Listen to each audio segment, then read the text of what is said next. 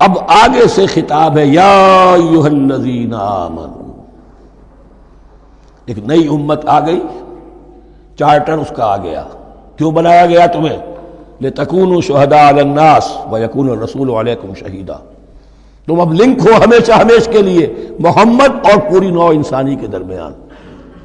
اسی لیے وہ حدیث بھی تو ہے جو علماء حق ہوتے ہیں ان کے بارے میں فرمایا علماء امتی کا انبیاء بنی اسرائیل، میری امت کے علماء کا مقام وہی ہے جو بنی اسرائیل کے علماء کا، اس لیے کہ اب نبوت تو ختم ہو گئی محمد پر صلی اللہ علیہ وسلم، لیکن یہ کتاب تو ہے، اس کا پہنچانا تو ہے، اس کو عام تو کرنا ہے، حجت تو قائم کرنی ہے، اور صرف تبلیغ سے نہیں عمل کر کے دکھانا ہے، وہ نظام قائم کر کے دکھانا ہے جو محمد عربی نے قائم کیا صلی اللہ علیہ وسلم، تب حجت قائم ہوگی۔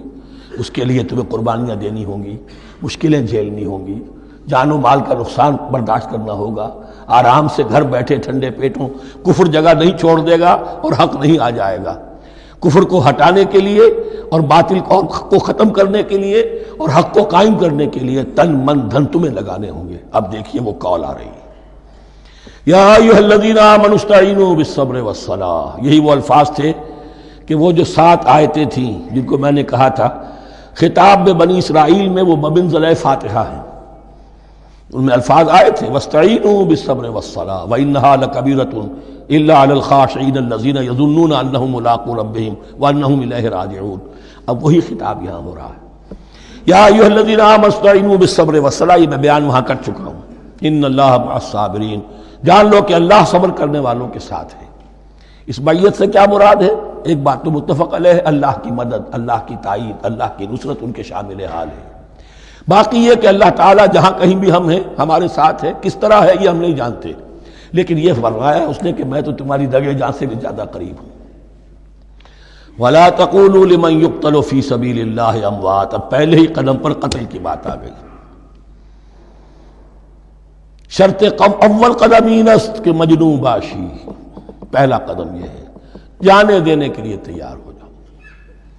وَلَا تَقُولُوا لِمَنْ يُقْتَلُ فِي سَبِيلِ اللَّهِ أَمْوَاتٌ، مت کہو ان کو کہ جو اللہ کی راہ میں قتل ہو جائیں مردہ، وہ مردہ نہیں ہے، بل احیاء، وہ زندہ ہے، وَلَٰكِن لَا تَشْعُرُونَ، لیکن تمہیں اس کا شعور نہیں ہے۔ شہداء جو اللہ کی راہ میں قتل ہو جائیں ان کے لیے یوم آخر تک کا انتظار نہیں ہے، ان کو براہ راست جنت میں داخلہ ملتا ہے۔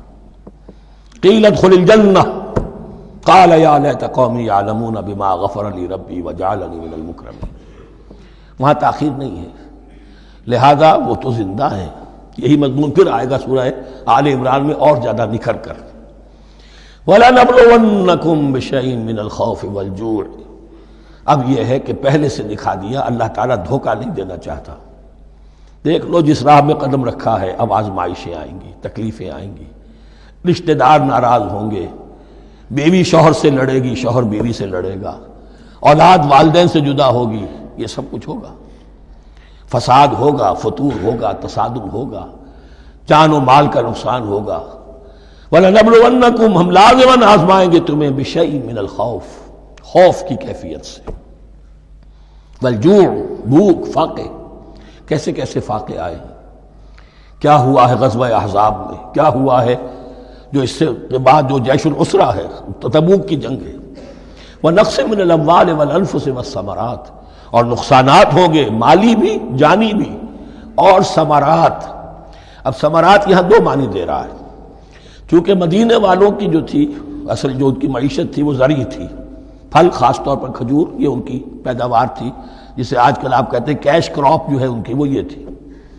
اب ایسا بھی ہوگا کہ فصل تیار کھڑی ہے، اگر اسے اتارا نہ کھجور سے تو ضائع ہو جائے گی، اور ادھر سے تبوک کا حکم آ گیا نکلو اللہ کی راہ، یہ ساری فصل ضائع ہو جائے گی۔ امتحان ہو گیا کہ نہیں؟ اور اس کے علاوہ ایک اور ہے اس کا مفہوم، انسان کچھ بہت محنت کرتا ہے، جد و جہد کرتا ہے، کیریئر بناتا ہے، اپنا ایک مقام بنا لیتا ہے اس کیریئر میں، اس پروفیشن میں، اس راستے پر آتا ہے تو کچھ اور ہی شکل اختیار کرنی پڑتی ہے۔ وہ تجارت کے زمانے میں جو محنت کی تھی، وہ کیریئر کو جمانے میں جو محنت کی تھی، وہ سارا کا سارا معاملہ جو ہے وہ کھو کر پھر اس وادی میں آنا پڑتا ہے۔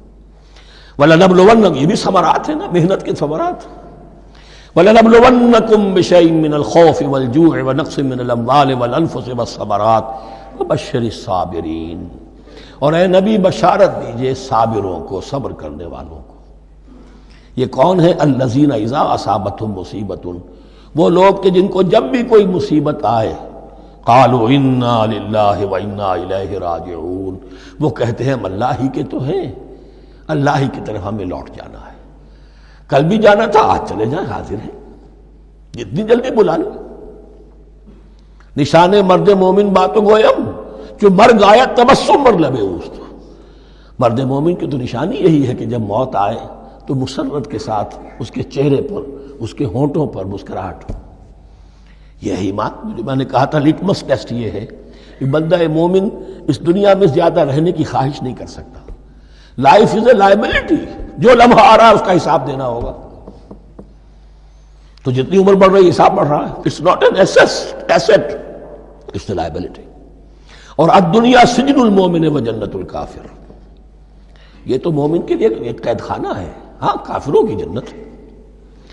وَبَشِّرِ الصَّابِرِينَ الَّذِينَ إِذَا أَصَابَتْهُمْ مُصِيبَةٌ قَالُوا إِنَّا لِلَّهِ وَإِنَّا إِلَيْهِ رَاجِعُونَ أُولَٰئِكَ عَلَيْهِمْ صَلَوَاتٌ مِّن رَّبِّهِمْ وَرَحْمَةٌ، یہ ہیں وہ لوگ کہ جن پر ہر وقت اللہ کی عنایتوں کا نزول ہوتا رہتا ہے اور رحمت کی بارش ہوتی رہتی ہے۔ وَأُولَٰئِكَ هُمُ الْمُهْتَدُونَ، اور یہی لوگ ہیں ہدایت یافتہ جنہوں نے واقعتاً ہدایت کو اختیار کیا ہے۔ اور جو ایسے مرحلے پر ٹھٹک کر کھڑے رہ جائیں، پیچھے رہ جائیں، پیچھے بیٹھ جائیں، پیٹھ موڑ لیں، وہ گویا کہ ختم ہوا ان کا معاملہ۔ اب چونکہ اس معاملے میں بحث ہو گئی تھی خانہ کعبہ کی بھی، پھر اسی میں مقام ابراہیم کی بات آ گئی تھی، تو کچھ ذہنوں میں سوال پیدا ہوا کہ یہ جو حج کے مناسک میں صفا اور مروہ جو ہے یہ بھی تو آخر اسی کا تو ان کی کیا حقیقت ہے، کوئی حقیقت ہے یا نہیں؟ فرمایا ان الصفا والمروہ من شعائر اللہ، یہ بھی اللہ کے شاعر میں سے ہے۔ شاعر کسے کہتے ہیں؟ وہ چیز جو شعور بخشے۔ تو وہ چیزیں کہ جن کے ساتھ اولو العزم پیغمبروں یا اولو العزم انسانوں، اولو العزم اولیاء اللہ کے کچھ حالات و واقعات کا کوئی ذہنی سلسلہ قائم ہوتا ہو، وہ گویا کہ شعور دلانے والے ہوتے ہیں، یاد دلانے والے ہوتے ہیں، اللہ تعالیٰ کی طرف ذہن کو لے جانے والے ہوتے ہیں، اس اعتبار سے شاعر۔ ان الصفا والمروہ من شعائر اللہ فمن حج البیت او اعتمر فلا جناح علیہ ان یطوف بہما، تو جو کوئی بھی ہمارے گھر کا حج کرے، بیت اللہ کا حج کرے یا عمرہ کرے، اعتمر، فلا جناح علیہ، تو کوئی حرج نہیں ہے اس پر، ان یطوف بہما، کہ ان دونوں کا بھی طواف کرے، وہ جو 7 چکر لگائے جاتے ہیں، ان الصفا والمروہ۔ ومن تطوع خیرا، جو شخص جان بوجھ کر بھلا کام کرتا ہے، فإن اللہ شاکر علیم، تو جان لو اللہ بڑا قدردان ہے۔ اب شکر انسان کرتا ہے تو اس کے معنی کیا ہوں گے؟ احسان مند ہونا۔ وہی شکر اللہ کرتا ہے شکور، اس کے کیا معنی ہوں گے؟ قدردانی، میرے بندے نے یہ کام کیا، میرے بندے نے میرے لیے یہ محنت کی، یہ قربانی دی۔ ان اللہ شاکر علیم، اور جانتا ہے، چاہے کسی اور کو پتہ نہ چلے اسے تو معلوم ہے۔ اگر تم نے اللہ کی رضا جوئی کے لیے کسی کو کوئی مالی مدد دی ہے اس حال میں کہ جو کچھ داہنے ہاتھ نے دیا ہے بائیں کو بھی خبر نہیں ہونے دی، کجا یہ کہ کسی اور انسان کے سامنے اس کا تذکرہ ہو، تو اب یہ جو ہے اللہ کے تو علم میں ہے۔ اگر تو اللہ سے اجر و ثواب چاہتے ہو تو اس کا ڈنڈورا پیٹنے کی کوئی ضرورت نہیں، اور اگر تم نے لوگوں کو دکھانے کے لیے کیا تھا تو وہ تو شرک ہو گیا، لائبلٹی ہو گئی۔ ان الذین یکتمون ما انزلنا من البینات، اب یہاں پھر کچھ آخری یوں سمجھیے کہ یہ اب جس کو کہتے ہیں موپنگ اپ آپریشن، بات مضمون تو پورا ختم ہو گیا لیکن کچھ نہیں صحیح چیزیں ابھی ہیں سابقہ امت مسلمہ کے بارے میں کہنے کی، وہ مزید ایڈ کی جا رہی ہیں۔ ان الذین یکتمون ما انزلنا من البینات والہدی من بعد ما بیناہ للناس فی الکتاب اولئک یلعنهم اللہ یلعنهم اللاعنون، یقیناً وہ لوگ جو چھپاتے ہیں اس شے کو جو ہم نے نازل کی ہے بینات میں سے اور ہدایت میں سے، اس کے بعد کہ ہم نے ان کو واضح کر دیا ہے لوگوں کے لیے کتاب میں، وہ لوگ ہیں کہ جن پر لعنت کرتا ہے اللہ، اور لعنت کرتے ہیں تمام لعنت کرنے والے۔ یعنی علم ایک بہت بڑی جو ہے امانت ہے، اس علم کا چھپانا، کتمان حق، ہم آیت پڑھ آئے ہیں وَمَنْ أَظْلَمُ مِمَّنْ يَكْتُمُ شَهَادَةً عِنْدَهُ مِنَ اللَّهِ، اگر اللہ کی طرف سے کوئی گواہی کسی کے پاس ہے وہ اسے چھپا لے تو اس سے بڑا ظالم کون ہوگا۔ اب انہی کی وضاحت ہو رہی ہے کیسی کیسی کھلی شہادتیں تورات اور انجیل میں تھی اور ان کو یہ چھپائے پھر رہے ہیں۔ ان الذين يكتمون ما انزلنا من البينات والهدى من بعد ما بيناه للناس في الكتاب اولئك يلعنهم الله ويلعنهم اللاعنون الا الذين تابوا واصلحوا وبينوا، سوائے ان کے کہ جو توبہ کرے، رجوع کرے اور اپنی اصلاح کر لے اور اب واضح کرے وہ شے کہ جو انہوں نے چھپائی ہوئی تھی اسے ظاہر کرے۔ فاولئک اتوب علیہم، تو ان کی توبہ میں قبول کروں گا اور ان کی طرف میں نگاہ التفات میں اپنی پھر ان کی طرف متوجہ کر دوں گا۔ وَأَنَا التَّوَّابُ الرَّحِيمُ، اور میں تو ہوں ہی توبہ کا قبول کرنے والا اور رحم فرمانے والا۔ إِنَّ الَّذِينَ كَفَرُوا وَمَاتُوا وَهُمْ كُفَّارٌ، یقیناً جن لوگوں نے کفر کیا اور وہ مرے اسی حال میں کہ کفر پر قائم تھے، أُولَٰئِكَ عَلَيْهِمْ لَعْنَةُ اللَّهِ وَالْمَلَائِكَةِ وَالنَّاسِ أَجْمَعِينَ، ان پر تو لعنت ہے اللہ کی بھی اور فرشتوں کی بھی اور تمام انسانوں کی بھی۔ خالدین فیہا، اس لعنت کی کیفیت میں وہ اب ہمیشہ رہیں گے۔ لا یخفف عنہم العذاب، نہ ان پر سے عذاب کے اندر کوئی کمی کی جائے گی، ولا ہم ینظرون، نہ انہیں کوئی مہلت ملے گی کہ عذاب کا تسلسل ذرا سی دیر کے لیے وقفہ ہو جائے، سانس لینے کی مہلت مل جائے۔ ولا ہم ینظرون۔